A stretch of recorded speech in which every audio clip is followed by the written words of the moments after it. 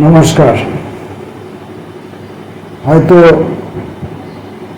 বিভিন্ন সময়ে আমরা অনেকেই লক্ষ্য করে দেখেছি, বিভিন্ন কবিতা পড়তে গিয়ে এবং বিশেষত কবিদেরকে একটু সম্যকভাবে চিনতে গিয়ে, তাদের সঙ্গে পরিচিত হতে গিয়ে আমাদের এই অভিজ্ঞতাটা বিভিন্ন সময় হয়েছে যে কবিরা তাদের জীবনকালে তাদের কবিতার প্রতি পাঠকের সেই পরিমাণ মনোযোগ আকর্ষণ করতে পারেননি। কবিরা তাদের কবিতার উপর আলোচকদের সে পরিমাণ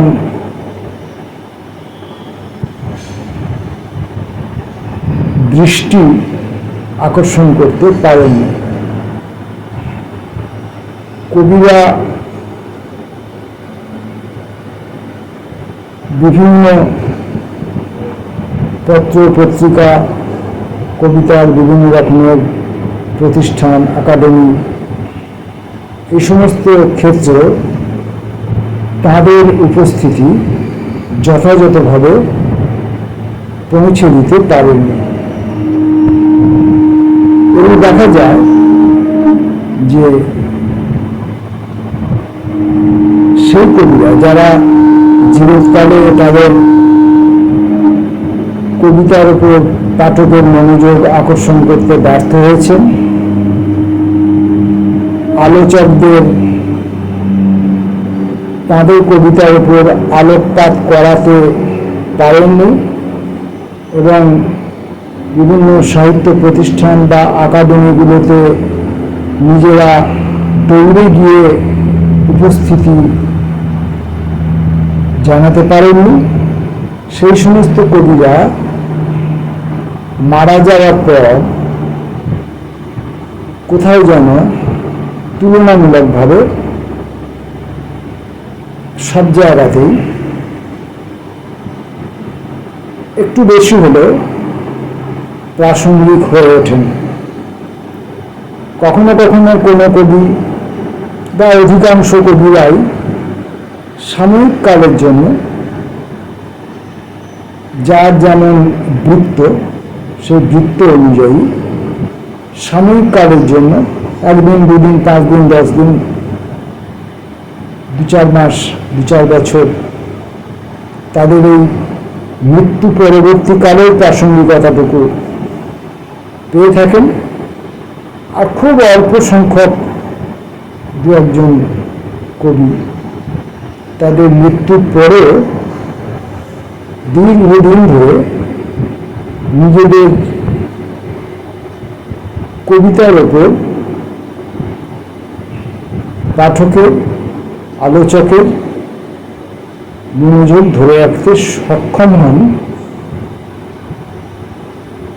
কি এক অজানা কারণবশত, অথবা বলা যেতে পারে এটাই তাঁদের শিল্পকৃতির সার্থকতা। কিন্তু এই শিল্পকৃতির সার্থকতা দিয়েই তারা জীবিতকালে কিন্তু সেই মনোযোগ আকর্ষণ করতে পারেননি। এখানে রহস্যটা দানা বাঁধে। যাই হোক, এই রহস্যের কোনো সমাধান আছে কিনা, কোনো যুক্তিযুক্ত উত্তর আছে কিনা আমার জানা নেই। হয়তো আলোচকরা, বিদগ্ধজনরা এই নিয়ে আলোচনা করেন এবং দেখা যাবে যে বিভিন্ন আলোচক এবং বিদগ্ধ ব্যক্তিদের মধ্যে এ বিষয়ে মতপার্থক্যও রয়েছে প্রচুর। অর্থাৎ তারা নিশ্চিত কোনো সিদ্ধান্তে উপনীত হতে পারেন না, অর্থাৎ তাদের মধ্যে একটা ধোঁয়াশা কাজ করে। যাই হোক, আমার ধোঁয়াশা সৃষ্টি করা আমার উদ্দেশ্য নয়। আমি জীবনানন্দ দাশের প্রতি লেখা বেণু সরকারের কয়েকটি কবিতা পড়ব। কবিতাগুলি আমি দিবারাত্রি কাব্য পত্রিকার সাম্প্রতিক জীবনানন্দ দাশ সংখ্যাটি থেকে পড়ে শোনাব। কবির নাম বেণু সরকার, কবি জীবনানন্দ দাশের প্রতি। প্রথম কবিতা, বিলাসিতা ফেলে রেখে। শব্দবিলাসী রোদ একদিন বসেছিল মাটির দাওয়ায়। তুমি তার কথোপকথনে কোনো পরিণয় দ্বন্দ্ব খুঁজে পেলে? সন্ধে রোদের খেলা বন্ধ হলে আশ্বিন পূর্ণিমা এলো চলে। হাতে হাত রেখে সে নিপুণ হাসিতে মেজে আলো ফেলেছিল। তুমি তাকে বিশ্বাসে ভালোবেসেছিলে, তবু সে গিয়েছে চলে। লাঙল জোয়াল রেখে চাষি গেছে শাকসবজি নিয়ে বাজারে। ধানের শীষের কাছে উড়ে উড়ে খেলছিল ফড়িং সেদিন। তথাপি হলুদ ধান খেলেছিল রোদের আঁচলে দিনে দিনে।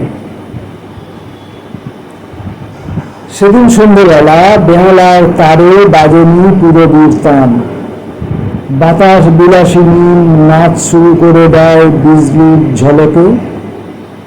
কেষ্টপুরের মাল্লাদের ঘরে ঘরে গান হবে নবান্নের আগে। করুণাময়ীর শোভা ছিল না তখন, শোভাবাজারের কেউ দেয়নি প্রদীপ। তবু ঘাস ফড়িংয়েরা দ্রুত ফিরে গেছে ঘরে। বিলাসিতা ফেলে রেখে লিখেছেন তিনি বনলতা সেন।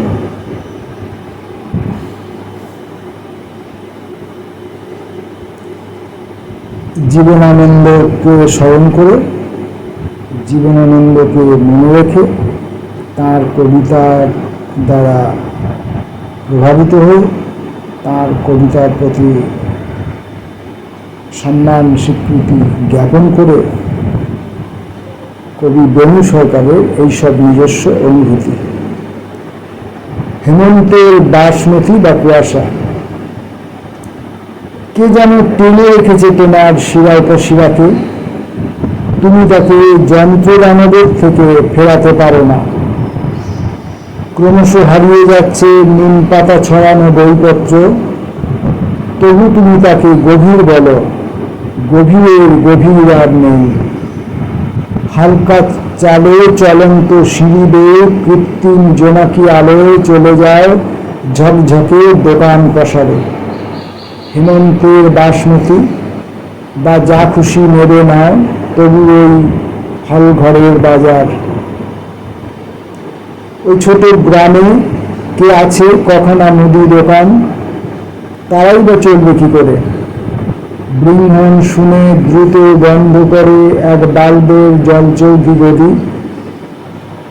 দেখাও এ যুগে একজন রবীন্দ্রনাথ, শেক্সপিয়ার অথবা আইনস্টাইন, নিউটন নেই তো কি হয়েছে? আন্ডারপাস, উড়ালপুল, পাতাল রেল সব আছে, তবু গোলাঘর কোথাও তো রয়ে গেছে। পাথর মেশানো সোনা আর রং মেশানো দেশি মদ।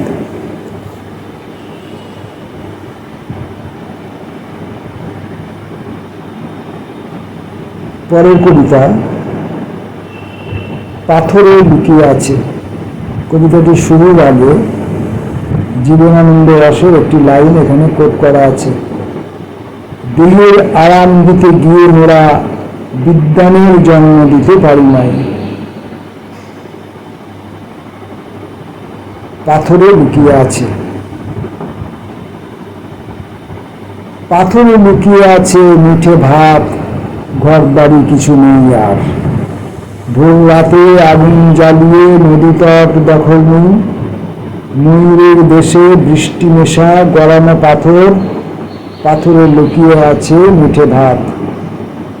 প্রাক পৌরাণিক যুগে রাজক নদীর ভাত, খরগোশ আর হাতির কলোনিতে জমা করি নানা আদলের বহুরূপী পাথর।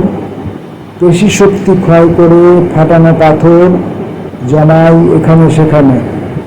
দূরত্ব রেখে গাউড চলে যায় অরণ্য গভীরে।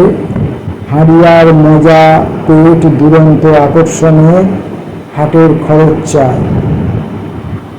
বাড়ি এসে তুলে নেয় স্তূপীকৃত পাথর, হাওড়ি বাংড়ি আর তিথি নদীর ফসল।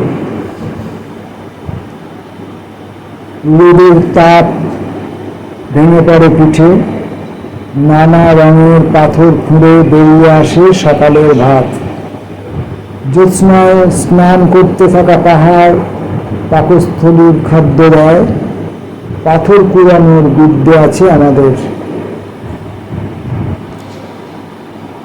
শেষ কবিতাটি, যেটি সরাসরি কবি জীবনানন্দ দাশের নামে নামাঙ্কিত। জীবনানন্দ। জীবনের দুঃখ বুঝে কত রাত কত দিন ঘাস খড় পাশাপাশি রেখে নক্ষত্র এবং বাতাসের সাথে পৃথিবী এঁকেছ। ব্যাবিলন পেরিয়ে নাটের, তবুও উজ্জ্বলতম রয়েছে এখনো 12 মাস আমার ভেতর পিঠে। জীবন যদিও অবিকল, রেস্তোরাঁর আড্ডা নয় এবং রেডিও শিলনের গান শোনার নয়, তথাপি আমার রবিবার অথবা অলস বেলা তোমার রাতের নিশাজল। মৃত্যুর চাতালে এগিয়ে যায় সংগঠনে, আমি আবিষ্কার করে ফেলি তোমার মৃত্যু রহস্য। জ্যোৎস্না, ট্রামের চাকা আর কলকাতার গোপন শলা পরামর্শ, তুমি ব্যর্থতাই পেয়েছ জীবনে। এই সব ভেবে ভেবে আসলে সহজাত আলস্য ধ্বংস হয় আমার, বেড়ে ওঠে বিমল ভ্রমণ।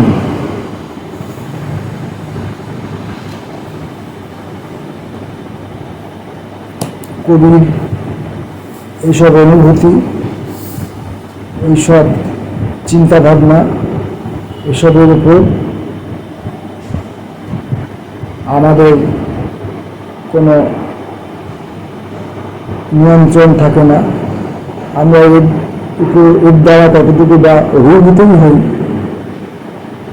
সেটাও ঠিক জানি না, কারণ আমরা নতুন সময়ে নতুন এক পৃথিবীতে রয়েছি, যেখানে জীবনানন্দ দাশের সেই পৃথিবী, সেই বাংলা সম্ভবত আর কোথাও নেই।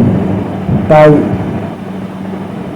সেই জীবনানন্দ দাশকে আমরা হয়তো আর আমাদের চেতনায়, আমাদের বোধে আর সেভাবে ধরতেও পারি না। নমস্কার।